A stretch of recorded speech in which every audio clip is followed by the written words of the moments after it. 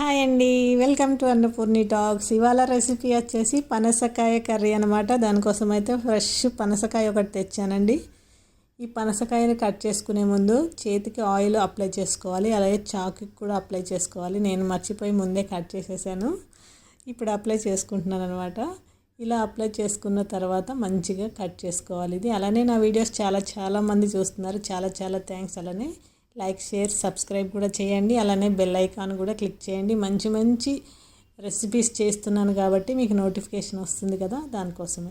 ఇప్పుడు ఇలా 2 పీసెస్గా కట్ చేసుకున్నాను. ఇది కట్ చేసుకున్న తర్వాత ఒక పీస్ పక్కన పెట్టేసి ఒక పీస్ అయితే పైన ఉన్న పొట్టు అంతా తీసేస్తున్నానండి. ఈ పొట్టు అంతా తీసేసి మంచిగా నీట్గా ఇలా కట్ చేసుకోవాలి ముక్కలు. కానీ దీనికి గింజలున్న కాయ తీసుకున్నానండి. కర్రీకి అయితే గింజలున్న కాయ బాగుంటుందనేసి నేను ఈ గింజలున్న కాయ తీసుకున్నాను. పనస పొట్టు కర్రీ చేసుకున్నప్పుడు గింజలు లేకుండా ఉన్న కాయ అయితే బాగుంటుంది, అందుకని అనమాట ఇలాంటి గింజ ఉన్న కాయ తీసుకున్నాను. ఇప్పుడు దీన్ని అయితే మంచిగా చిన్న పీసెస్లా కట్ చేసుకోవాలి. మరీ చిన్న పీసెస్ కాదండి, ఓ మాదిరిగా మనం ఆవకాయ పచ్చడి పెట్టినప్పుడు ముక్కలు ఎలా కట్ చేస్తాం పెద్దగా ఆ సైజులో కట్ చేసుకోవాలి. ఇది ఎందుకంటే బాయిల్ చేస్తాం కాబట్టి ఈ విధంగా అన్ని ముక్కలు కట్ చేసుకొని ఒక బౌల్లో వేసుకున్నానండి. చూసారు కదా, ఇంత సైజ్ అయితే ఉండాలి. ఇప్పుడు వీటిని కుక్కర్లో వేస్తున్నాను. ఒక విజిల్ పెట్టుకోవాలి కుక్కర్లో వేసి. ఇప్పుడు కొంచెం వాటర్ వేసుకొని కొంచెం పసుపు, అలానే 1/2 స్పూన్ సాల్టు, 2 బిర్యానీ ఆకులు వేసుకొని మూత పెట్టుకొని ఒక విజిల్ పెట్టుకుంటే సరిపోతుందండి. మర్చిపోవద్దు, ఒక విజిల్ పెట్టుకోవాలి. తప్పు జారి మర్చిపోయి 2 పెట్టుకున్నామో ఇదంతా పచ్చడి అయిపోతుంది, అందుకని ఒకే విజిల్ పెట్టుకోవాలి. ఇప్పుడు ఒక విజిల్ వచ్చింది కదా, తీసి పక్కన పెట్టేసుకున్నాను. ఇప్పుడు 2 ఆనియన్స్ తీసుకున్నాను. ఒక ఆనియన్ ఏమో పేస్ట్ కోసం కట్ చేసుకుంటున్నాను, ఇంకొక ఆనియన్ ఏమో చక్కగా ఫ్రై చేసుకోవడానికి ఇలా సన్నగా కట్ చేసుకొని పక్కన పెట్టేశాను. ఇప్పుడు ఒక మిక్సీ జార్ తీసుకొని దాంట్లో ఇప్పుడు ఈ కట్ చేసిన పచ్చిమిర్చి అలానే ఆనియన్ వేసి పేస్ట్ లాగా చేసుకోవాలన్నమాట. ఇవి 2 కూడా పేస్ట్ చేసుకొని పక్కన పెట్టేసుకుంటే మనం మిగతా ప్రాసెస్ చూద్దాం. మనం ఇప్పుడు పక్కన పెట్టేశానండి. ఇప్పుడు ఏం చేయాలంటే ఇది కుక్కర్ అయిపోయింది కదా, వీటిని ఒక చిల్లుల గిన్నెలో వేసుకుంటే వాటర్ అంతా కూడా వెళ్ళిపోతుంది, ఇవి ఆరుతాయి. ఈలోపు ప్యాన్ పెట్టుకొని కొంచెం ఆయిల్ వేసుకోవాలి. కొంచెం వేడయిన తర్వాత మనకు చల్లారి పెట్టుకున్న పనసకాయ ముక్కల్ని తీసుకొని దీంట్లో వేసుకొని ఫ్రై చేసుకోవాలన్నమాట. ఇవి మంచిగా మరీ ఎక్కువగా కలిపేయకుండా కొంచెం మంచిగా కలుపుకుంటూ స్లోగా కలుపుకుంటూ ఉండాలి. ఎక్కువగా కలిపేసామంటే అవి మెత్తపడిపోతాయి, బాగా ఇట్లా ముక్కలన్నీ కూడా కలిసిపోతాయి అన్నమాట. ఇది పక్కన స్టవ్ మీదకి పెట్టేసుకొని దీనిపైన ఇంకో ప్యాన్ పెట్టుకుందామండి. ఇప్పుడు ప్యాన్ పెట్టాను కదా, ఆయిల్ తగినంత ఆయిల్ వేసుకోవాలి. ఒక గ్రేవీ రెడీ చేసుకుందాం దీనికి, కర్రీకి.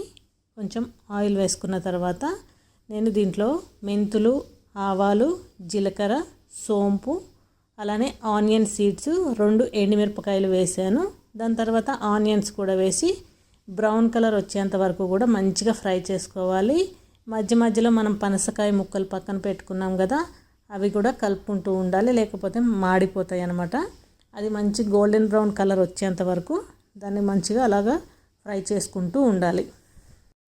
ఇది బాగా ఎక్కువగా మరీ మెత్తగా మెదిపేయకుండా నీట్గా కలుపుకోవాలండి. ఎక్కువ ప్రెషర్ పెట్టామంటే ముక్కలన్నీ కూడా ఇలా మంచిగా కలిసిపోతాయి. ఇప్పుడైతే ఆనియన్స్ ఫ్రై అయిపోయినాయండి. దీంట్లో మనం ఉల్లిపాయ, పచ్చిమిర్చి పేస్ట్ చేసుకున్నాం కదా, ఆ పేస్ట్ అయితే వేసేసుకోవాలి. ఇప్పుడు ఇది వేసుకున్న తర్వాత 1 స్పూన్ జీలకర్ర పొడి, 1 స్పూన్ ధనియాల పొడి, 1/2 టీ స్పూన్ మిరియాల పొడి, 1 స్పూన్ అల్లం వెల్లుల్లి పేస్ట్ వేసుకొని మంచిగా ఇవన్నీ కూడా పచ్చివాసన పోయేంత వరకు ఫ్రై చేసుకోవాలి.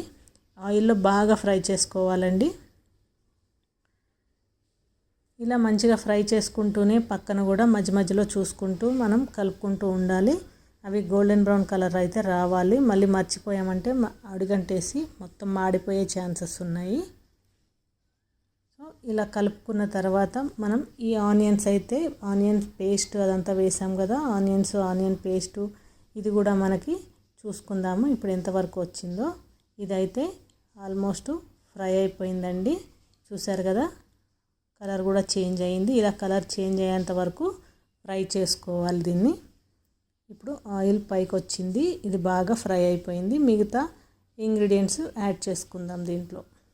దీంట్లో టమాటో ప్యూరీ వేస్తున్నాను. 2 టమాటోలు గ్రైండ్ చేశాను. అలానే పసుపు, సాల్ట్, 1 స్పూన్ కారము వేసిన తర్వాత మంచిగా కలుపుకోవాలి. ఈ టమాటాలో ఉన్న పచ్చివాసన పోయేంత వరకు మంచిగా ఫ్రై చేసుకోవాలి. ఈ పచ్చివాసన పోయి ఆయిల్ పైకి తేలే వరకు కూడా దీన్ని మనం ఫ్రై చేసుకోవాలి. ఈ కర్రీ చాలా చాలా టేస్టీగా ఉంటుందండి. ఈ మధ్యలో మనం ఇప్పుడు గరం మసాలా పొడి వేసాను. 1/4 టీ స్పూన్ గరం మసాలా పొడి వేసుకుంటే సరిపోతుంది. అది కూడా వేసుకొని మంచిగా కలుపుకున్న తర్వాత మనకి ఆయిల్ పైకి వచ్చేంత వరకు వెయిట్ చేద్దాం. ఈలోపు ఒకసారి మనం పనసకాయ ముక్కలను కూడా కలుపుకుంటే సరిపోతుంది. ఇదైతే ఫ్రై అయిపోయిందండి. ఆనియన్ టమాటో పేస్ట్ అదంతా కూడా ఫ్రై అయిపోయింది. ఇప్పుడు 2 స్పూన్లు నేను శనగపిండి వేసాను. ఆ శనగపిండి కూడా ఫ్రై చేసి వేసాను అనమాట. ఆ శనగపిండి వేసుకున్న తర్వాత బాగా కలుపుకోవాలి.